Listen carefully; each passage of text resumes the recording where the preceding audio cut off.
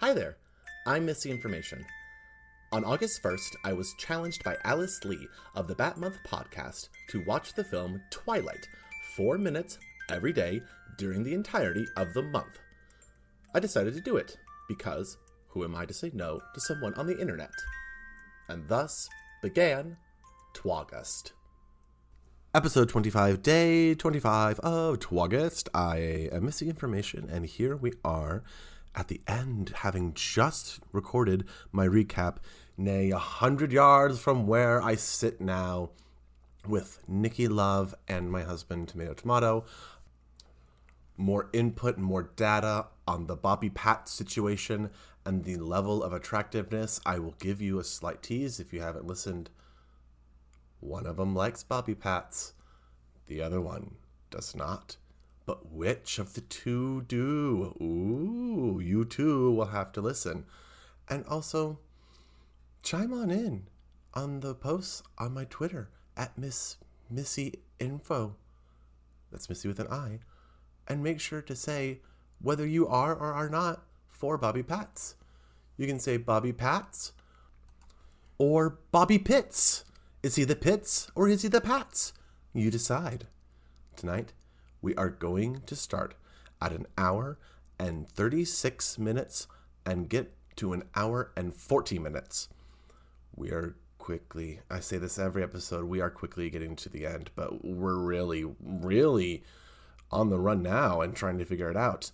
If you remember, we ended with mom napping and something about a high school with mirrors, and I believe we are going to start at that high school as we get things going. We're going to start with the patented Missy. 3, 2, 1, boop. There is no patent. 3, 2, 1, boop. Okay. So she's at the high school and there's the mom. But it is a TV playing home videos of her as a kid. That's fucking cruel. Oh, yep, a Hall of Mirrors scene.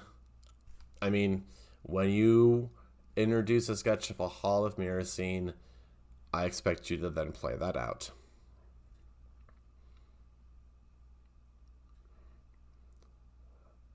Gosh, that vampire really went through an entire, production number to get her in a corner to suck her blood. And he's going to draw it out, so he's also a pervy vampire. And he's filming it? Wow, an exhibitionist? Jesus Christ. Snuff film industry exists in this mythos, apparently, too. The only reason I'm being more flippant about this is the fact that I know she doesn't get hurt because she makes it to the end of the film. So that's the one thing about films like these, when they have stakes at the end that require life or death circumstances, but there's more movies coming, so they're not in real trouble. Ouch, that would fucking hurt getting thrown on the floor and having your head hit. Jesus.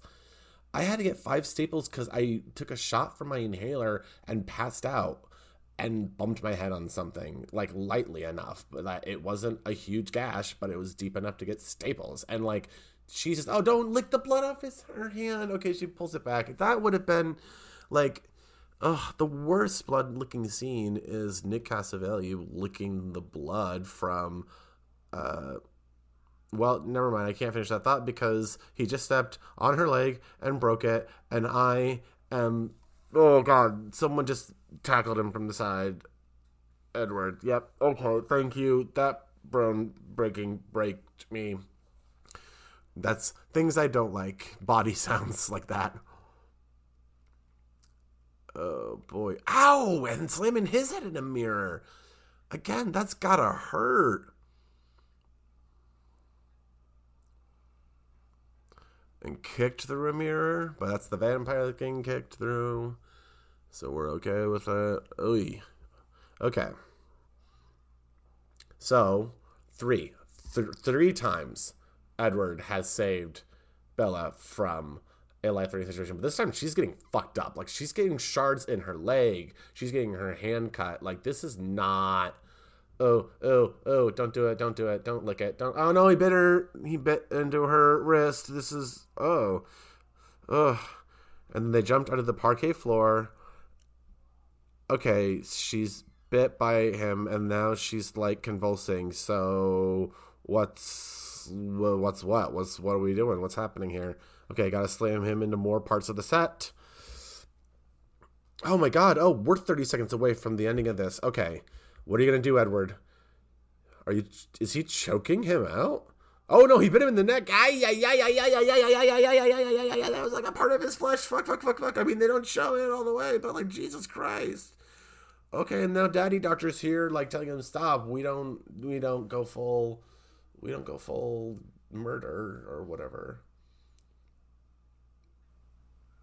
Oh, was he gonna feed on him and the guy sucked him? I don't know. Either way, we're ending at 1 hour and 40 minutes with a convulsing Bella who has been bit by a vampire, and I know it's going to be saved because she doesn't turn into a vampire, but gosh, I gotta think about going into a film like this, during the highlight when you don't know anything, like the books. This would freak you out, and you really would be wondering, like, what's going to happen. Gosh, this is more visceral than I thought it would be for a PG-13 movie, but I also have a very low threshold. Like, I was always freaked out by the Nazi face melting scene growing up as a kid. So that's just like a level where, I've gotten used to it, but I still don't like it. And, this is just cheesy Pete. So much blood. Oh, squib city. Just shooting them off left and right. Oh boy. I mean, not even really, because they'll like cut away from the actual violence, then they just put like thick corn syrup and red food dye on her arm in the pattern of bite marks. Oh, Bella, you really really put yourself through the ringer for that kid, for Edward. Let's hope I understand it someday. I'm not understanding it right now. That's all she wrote for this episode of Twaugust. Listen to the recap if you have not, and as always, take care.